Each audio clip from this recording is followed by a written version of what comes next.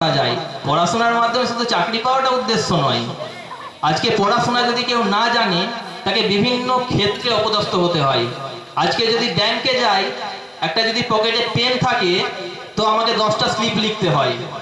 কেন? কারণ যারা ব্যাংকে টাকা তুলতে যায় তারা উইথড্রল স্লিপ লিখতে জানে না। আমাদের 10টা 12টা লিখতে হয়, জন্য ভয়ে পকেট আমাদের প্যান্টের পকেটে পেন লুকিয়ে রাখতে হয়, যে গেলি এখনই ছেকে ধরবে, দাদা এই স্লিপটা লিখে দিন, দাদা এই স্লিপটা লিখে দিন। আজকে এই অবস্থা। শিক্ষাটা শুধু চাকরির জন্য নয়, শিক্ষাটা আমাদের প্রয়োজনও, সমস্ত ক্ষেত্রে প্রয়োজন। আজকে গ্রামে কোনো একটা বিপদ ঘটলো, হসপিটালে নিয়ে ছুটতে হবে তাকে। কে ছুটে যাবে? একটা শিক্ষিত ব্যক্তি। একটা অশিক্ষিত ব্যক্তি, নিরক্ষর ব্যক্তি, সে কাউকে হসপিটালে নিয়ে গিয়ে ওই হসপিটালের না ফর্ম ফিল আপ করতে পারবে, না হসপিটালের সুপারের সঙ্গে যোগাযোগ করতে পারবে, না হসপিটালের এমার্জেন্সি কথা সেটা লেখা দেখে বুঝতে পারবে, কিছুই বুঝতে পারবে না। কে এগিয়ে যাবে? না একটা শিক্ষিত ব্যক্তি, একটা শিক্ষিত যুবক। তাই শিক্ষার মূল্য আমাদের জীবনে অনেক। শুধুমাত্র ডিগ্রি অর্জনের জন্য, শুধুমাত্র ভালো নাম্বার পাওয়ার জন্য শিক্ষাটাই সব নয়, আমাদের চরিত্র গঠনের জন্য শিক্ষাটা গুরুত্বপূর্ণ। আপনাদের কাছে অনুরোধ, আপনারা ছাত্রদের এইসব বিষয়েও, আপনাদের ছেলেদের এইসব বিষয়েও আপনারা একটু অনুপ্রাণিত করবেন। আমরা সবসময় চেষ্টা করি ছাত্রদের এইসব বিষয় বোঝানোর, বিভিন্ন কুসংস্কার মুক্ত করার চেষ্টা করি। আপনারা যদি জিজ্ঞাসা করেন দেখবেন ছাত্রদের প্রায় বিভিন্ন কুসংস্কার সম্পর্কে আমরা বিভিন্ন টিপস দিই। যেমন সাপে কামড়ানো। এখনো গ্রামে গঞ্জে আমরা দেখি যে সাপে কামড়ালি লুকিয়ে লুকিয়ে নিয়ে চলে গেল ওঝার বাড়িতে, ওঝা করে দিল ঝাড়ফুঁক। অনেক ক্ষেত্রে ভালো হয়ে যায়, অনেক ক্ষেত্রে ভালো হয় না। ভালো কখন হয়? যখন কোনো বিষহীন সাপে কামড়ায় তখন ভালো হয়। অথবা কোনো বিষধর সাপে কামড়ালে অনেক সময় বিষ হয় না। কিভাবে? না, সাপ যখন কোনো একটা বড় শিকার ধরে, সে ওই শিকারটাকে মারার জন্য সে তার সমস্ত বিষটা প্রয়োগ করে দেয়, তার ফলে তার বিষটা শেষ হয়ে যায়। ওই বিষটা তৈরি হতে আরো 1-2 দিন সময় লাগে। এই সময়ের মধ্যবর্তী সময়ে যদি কোনো সাপ কোনো মানুষকে কামড়ায়, তার শরীরে কিন্তু বিষ প্রবেশ করে না, কারণ সাপের শরীরে তখন বিষটা তৈরি হয়নি। সেই রোগীকে তুমি ওঝার কাছে নিয়ে যাও, দুটো ঝাড়ফুঁক করলো, জল ছিটিয়ে দিল, ভালো হয়ে যাবে। কিন্তু প্রকৃত বিষধর সাপে কামড়েছে, তাকে নিয়ে যাও, কোনোদিন ভালো করতে পারবে না। ভালো করবে কে? ওই আমাদের চুঁচুড়ো হসপিটাল, চন্দননগর হসপিটাল। 1 ঘন্টার মধ্যে নিয়ে গিয়ে হসপিটাল ফেলে দাও, 100% গ্যারান্টি ঠিক হয়ে যাবে। এই যে কুসংস্কারগুলো মানুষের মধ্যে আছে, এই কুসংস্কারগুলো দূর করা আমাদের কর্তব্য। এটাও আমরা চেষ্টা করি, আর এটা অভিভাবকদেরও চেষ্টা করতে হবে যে এই কুসংস্কারগুলো যেন দূর করা যায়। শিক্ষা মানে, বারবার বলছি, শুধু পুঁথিগত জ্ঞান অর্জন নয়, আমাদের এই সমাজে থাকার জন্য, সমাজে বসবাস করার জন্য, সমাজে মানিয়ে চলার জন্য যে যে বিষয়গুলো জানা দরকার সেগুলো সব জানাই হচ্ছে শিক্ষা। আর আমরা সমস্ত শিক্ষক শিক্ষিকাগণ আন্তরিকভাবে এই বিষয়টা আমরা ক্রমাগত চেষ্টা করে যাই। মাঝে মাঝে হয়তো একটা দিন কোনো বইয়ের পড়া না পড়িয়ে এই বিষয়টা বলে যায়, ছাত্রদের বোরিং লাগে। তারা ভাবে স্যার হয়তো অনেক ডায়লগ মারছে, অনেক বড় বড় কথা বলছে, কিন্তু পরবর্তীকালে এই বিষয়গুলি তাদের কাছে পাথেয় হয়ে উঠবে, তাদের কাছে গুরুত্বপূর্ণ হয়ে উঠবে। আমরা চাই এই সমস্ত ছোট ছোট ছেলে মেয়ে যারা আজকে এই অনুষ্ঠানে এসেছে, তারা ভবিষ্যৎ জীবনে যেন আরো উন্নতি করুক, তার জন্য তারা কুসংস্কার থেকে দূরে সরে যাক এবং আমাদের সংস্কারকে টিকিয়ে রেখে এগিয়ে যাক। এরপরে আমাদের অনুষ্ঠানের আর একটু বাকি আছে, খুব অল্প অংশ, তাই আমি আমার বক্তব্য খুব বেশি দীর্ঘায়িত করছি না, অনেক রাত হচ্ছে। এটুকুন কথাই বলবো যে প্রত্যেক ছাত্রছাত্রী তোমরা শিক্ষক দিবসটা প্রত্যেক দিন পালন করো, প্রত্যেক দিন শিক্ষকদের সম্মান করো। একদিন শিক্ষক দিবস পালন করে শিক্ষকদের সম্মান করা হয় না। তোমরা প্রত্যেক দিন শিক্ষকদের মান্য করো, সেটাই শিক্ষক দিবস পালন করা হবে। এবং তার সঙ্গে গুরুজনদের মান্য করো, তারাও তোমাদের শিক্ষক। কারণ পথে চলতে চলতে যে সমস্ত গুরুজন তোমাদের আছে, পাড়া প্রতিবেশী গুরুজন যারা আছে, তারা প্রতি পদে তোমাদের শিক্ষা দেয়, প্রতি পদে তোমাদের ছোট ছোট কিছু বিষয় জানায়, যেগুলো তোমাদের ভালোর জন্য। এগুলো তোমরা শুনবে, তাদের কথা মান্য করবে, তারাও তোমাদের শিক্ষক। যে শিক্ষা দেয় সেই শিক্ষক। শুধুমাত্র কোচিং সেন্টারে পড়াচ্ছি বলে শিক্ষক বা স্কুলে পড়াচ্ছি বলে শিক্ষক তা কিন্তু নয়। তাই প্রত্যেককে তোমরা শ্রদ্ধা করবে, প্রত্যেককে সম্মান করবে, তাহলেই আমরা বুঝবো তোমাদের শিক্ষক দিবস পালন করাও সার্থক হয়েছে। আর বেশি কিছু বলছি না, এই বলেই আমি আমার সংক্ষিপ্ত বক্তব্য এখানেই শেষ করছি। নমস্কার। ওনার মূল্যবান বক্তব্যের জন্য চলুন আমরা চলে যাই সেই বহু আকাঙ্ক্ষিত আল-আমিন কোচিং সেন্টারের বিশেষ সম্মান প্রদান অনুষ্ঠানে। আল-আমিন কোচিং সেন্টারের সকল শিক্ষক শিক্ষিকাকে মঞ্চে আসার জন্য অনুরোধ করছি।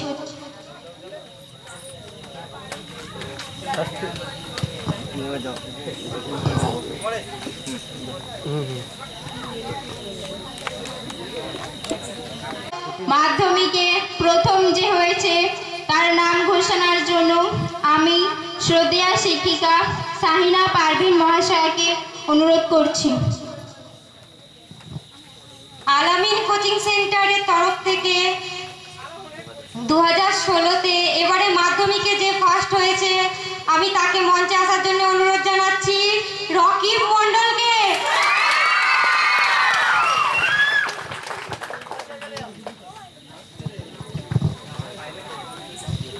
আমি রকিব মণ্ডলকে কিছু বলার জন্য অনুরোধ করছি।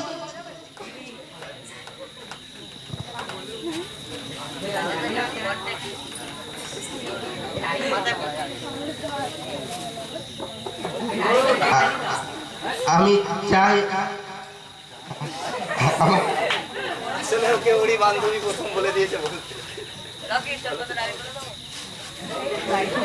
আমি চাই প্রথম সব থেকে শিক্ষকদের সম্মান দেওয়া, তারপরে পড়াশোনা।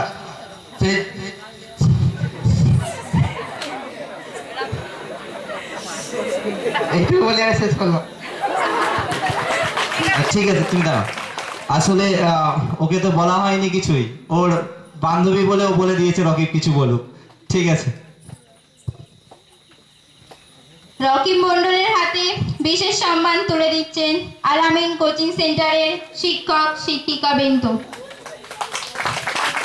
জোরে হাততালি।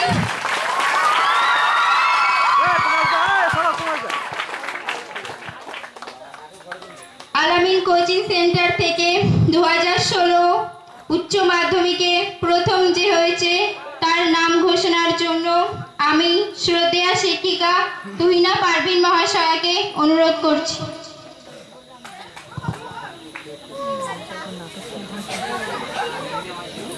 এবারে 2016 আল-আমিন কোচিং সেন্টারে উচ্চ মাধ্যমিকে যে প্রথম হয়েছে, তোমরা নিশ্চয়ই জানো তার নাম শবনম ইয়াসমিন মণ্ডল।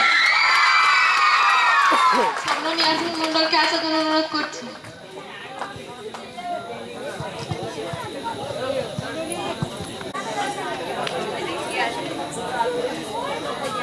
আমি শবনম ইয়াসমিন মণ্ডলকে কিছু বলার জন্য অনুরোধ করছি।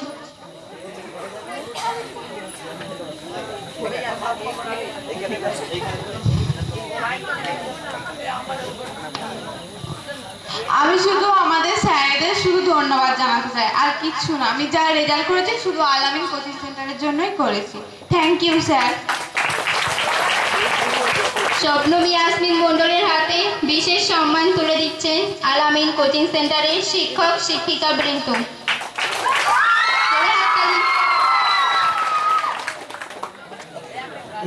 অসংখ্য ধন্যবাদ জানাই শ্রদ্ধেয় শিক্ষক মণ্ডলীকে। আমাদের আন্তরিক শুভেচ্ছা রইল রকিব মণ্ডল ও শবনম ইয়াসমিন মণ্ডলের প্রতি। ব্যাচে ছিলে মাধ্যমিকে, সকলেই তো ভালো রেজাল্ট করেছো, সকলেই ভালো রেজাল্ট করেছো, সকলেই কথা শুনেছো। তাই সকলকে যারা ওই ব্যাচে ছিল একবার মঞ্চে আসার জন্য অনুরোধ করছি। সকলেই একবার এসো, জোরে হাততালি 2016 মাধ্যমিক ব্যাচের জন্য। সকলেই একবার মঞ্চে এসো যারা ওই ব্যাচে ছিলে। যদি লেট হয় একটু ওয়েট করুন। এই যে রেডি।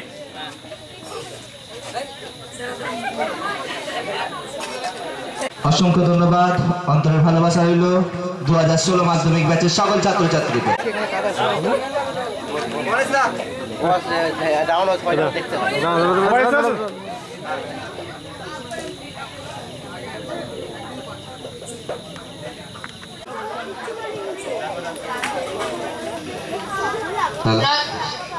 রচনায় আব্দুল কালাম সাহেব, পরিচালনায় আলামিন কোচিং সেন্টারের শিক্ষক শিক্ষিকাবৃন্দ, পরিবেশনায় জুলেখা, সুরভি, সুরাইয়া, রোজিনা ও পূজাবা।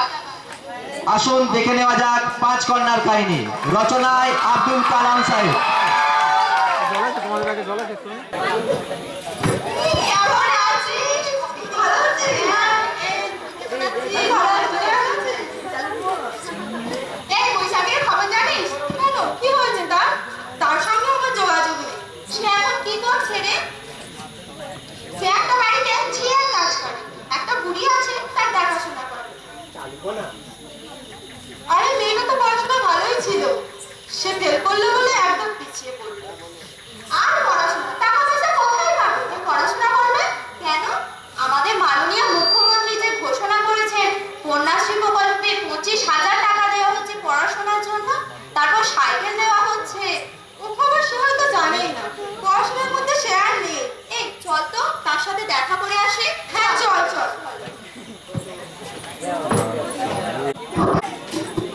তুই কি করছিস রে?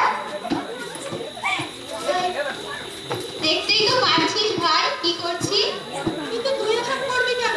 তুই তো পড়াশোনায় ভালোই ছিলিস। তোর বাবা মারা গেল তাই তুই ফেল করলি। এই তুই জানিস আমাদের মাননীয় মুখ্যমন্ত্রী মমতা বন্দ্যোপাধ্যায় কন্যাশ্রী প্রকল্পে 25,000 টাকা দিচ্ছে। শুনিস তাই তো? না ভাই শুনিনি, ওসব কিছুই জানি না। আসল আসল তুই ওটা তোরা যে আমাকে উঠতে বলছিস, আমি তো কাজ করছি। ও কাজ তোমাকে করতে হবে না, তুমি কাল থেকে স্কুলে যাবে, বুঝতে পেরেছো? আহা কি কথাই না শোনালি তোরা। আমি তো এই কাজটা করেই টাকা পাই নাকি? কত টাকা পাস? মাসে 400 টাকা। আমি মাসে 600 টাকা দেব। তুই আমার বাড়িতে কাজ করবি? আমার কাজ কিছুই না, সকালবেলা গিয়ে 2 কাপ চা করবি, তুই 1 কাপ খাবি, আমি 1 কাপ খাবো, তারপর বাড়ি ফিরে এসে পড়াশোনায় মন। দেখ ভাই, তোরা যে আমাকে মনে রেখেছিস তার জন্য আমি কৃতজ্ঞ। ওই টাকা কটা না পেলে সত্যি আমাদের সংসারটা অচল হয়ে যাবে। তাছাড়া মাকে আমি কি করে বোঝাবো বলতো? আমি তো বড় হয়েছি, বুঝতে তো পারছি। তোর মাকে বোঝানোর দায়িত্ব আমাদের। না ভাই, তোদের মাকে বোঝাতে হবে, আমার মাকে বোঝানো যাবে। তোর বোঝানো যাবে না? বীরভূমের একজন নাবালিকা মেয়ে কি করেছে জানিস? তার বাবা মা তার বিয়ের আয়োজন করেছে। সে সোজা ওসি মহাশয়কে গিয়ে বলেছিল তার বিয়ে বন্ধ। আমরা তো তোকে কাজ করতে বলছি না।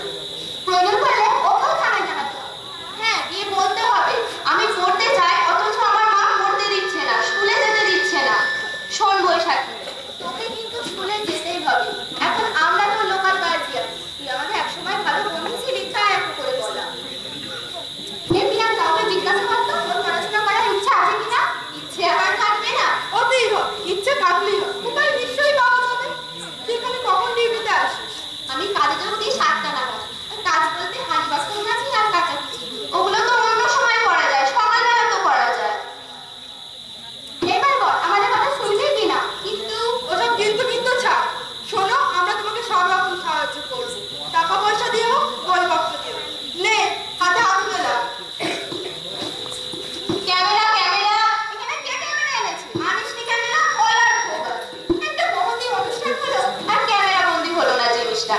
ক্যামেরা বন্দি হোক আর না হোক, তুই কিন্তু জিনিসটা মনে রাখবি বৈশাখী। তুই আমাদের হাতে হাত দিয়েছিস। নিয়ে চল আমাদের তোর মায়ের কাছে। মায়ের কাছে তুই একদিন পরে যাবি, আগে আমি বলে দেখি কি বলে।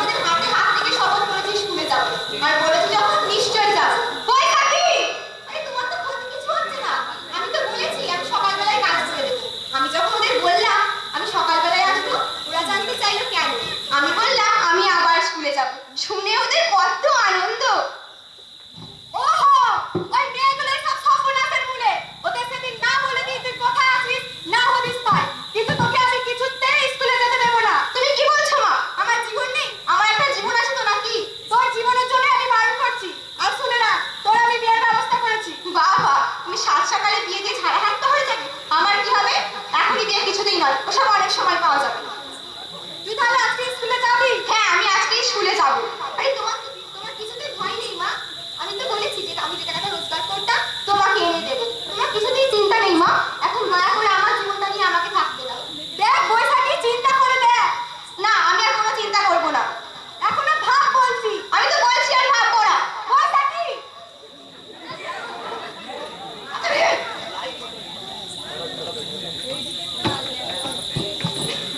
কই রে বৈশাখী, কই রেডি হয়েছিস? আমরা তোকে নিতে এলাম। 5-6 মাস পর স্কুল যাবি, হয়তো স্কুলের রাস্তায় ভুলে গেছিস, তাই আমরা তোকে নিতে এলাম। এসো বড় লোকের ছেলেরা, তোমরা আমার শত্রু, আমার মেয়েরও শত্রু। মাসিমা, আমরা কারো শত্রু না। না আপনার, না আপনার মেয়ে। আমাদের হারিয়ে প্রতি বছর ফার্স্ট হতো, তাই এত করে বলা। আমাদের মুখ্যমন্ত্রী স্বয়ং চাইছে মেয়েরা লেখাপড়া করুক। দেশের প্রধানমন্ত্রীও বলেছেন বেটি বাঁচাও বেটি পড়াও। বলো তো মা তোমরা, ও যদি লেখাপড়া করতে চায় তাহলে ওর বর্জটানো করতে গে? আমাদের তো এই অবস্থা দেখতেই পাচ্ছ। মাসিমা, আপনি কন্যাশ্রী প্রকল্পের নাম শুনেছেন? আমাদের রাজ্য সরকার 18 বছর বয়সী মেয়েদের 25,000 টাকা করে দেবে। দাঁড়ান মাসিমা, তার আগে আপনাকে একটা কথা বলি। দাঁড়ান, আপনাকে প্রণাম করে নিই। নে বলছেন, তুমিও প্রণাম কর।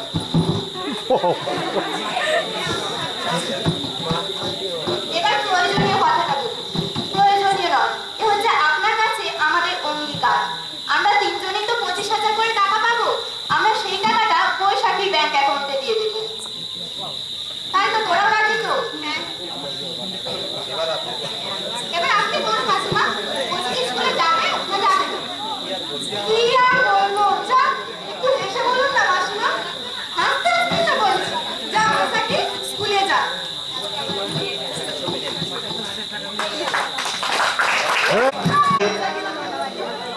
কলা কুশলীদের আমরা সকলে আরেকবার করতালি দিয়ে তাদের উৎসাহিত করব। সকলে মিলে একসঙ্গে করতালি। কবির ভাষায় বলি, বিশ্বে যা কিছু মহান সৃষ্টি চির কল্যাণকর, অর্ধেক তার শিখিয়াছে নারী, অর্ধেক তার নর। সমাজ ও দেশকে এগিয়ে নিয়ে যেতে হলে চাই পুরুষ শিক্ষার পাশাপাশি নারীরও শিক্ষা। কেন নাহি দিবে নারীকে তার অধিকার? কেন বাঁধিয়া রাখিবে তারে? কেন যুগে যুগে নারীকে বলি হইতে হবে সমাজের বুকে? এর মূলে রয়েছে নারী শিক্ষার অভাব। তবু আশা রাখবো শেষ পর্যন্ত জয়ী হবে নারী। কেননা তারা প্রতিনিধিত্ব করে সৃষ্টি, প্রকৃতি, স্বাভাবিকতার। আজকের এই অনুষ্ঠান আমরা শুরু করেছিলাম মহীয়সী নারী মহাশ্বেতা দেবীর নামে মঞ্চ উৎসর্গ করে। আর এই অনুষ্ঠানের শেষ লগ্নে সেই মহীয়সী নারীকে স্মরণে রেখে আমরা আশা রাখব নারী জাতির শিক্ষার আলোয় আলোকিত হবে। আমরা সকলের অনুমতি নিয়ে এই অনুষ্ঠানের সমাপ্তি ঘোষণা করছি। সকলকে জানাই আন্তরিক অভিনন্দন ও শুভেচ্ছা। সকলে ভালো থাকবে। নমস্কার।